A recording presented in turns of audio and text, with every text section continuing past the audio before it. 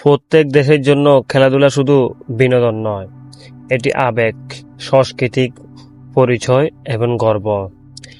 আমেরিকায় মানুষ পাগল হয়ে যায় আমেরিকা ফুটবল, বাস্কেটবল এবং বেসবল নিয়ে।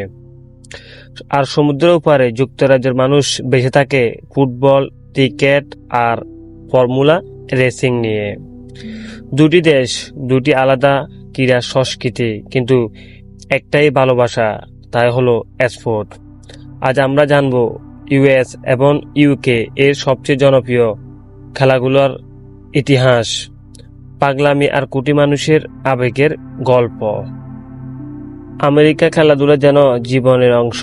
বিশাল স্টেডিয়াম, $বিলিয়ন লিগ, সুপারস্টার খেলোয়াড় আর এমন ভক্ত যারা একটি ম্যাচ দেখার জন্য হাজার হাজার ডলার খরচ করতে প্রস্তুত। কিন্তু সবকিছুর উপরে রয়েছে NFL। আমেরিকান ফুটবল শুধু খেলা নয়, এটি যেন এক ধরনের ধর্ম। প্রতি বছর সুপার বল দেখতে বসে 10 কোটিরও বেশি মানুষ।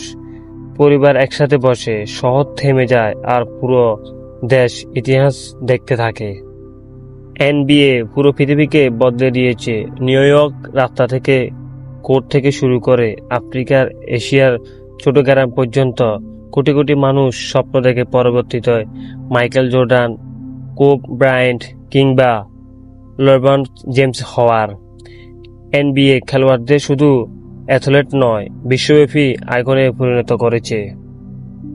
বাস্কেটবল কিংবা NFL এর আগে ছিল বেসবল।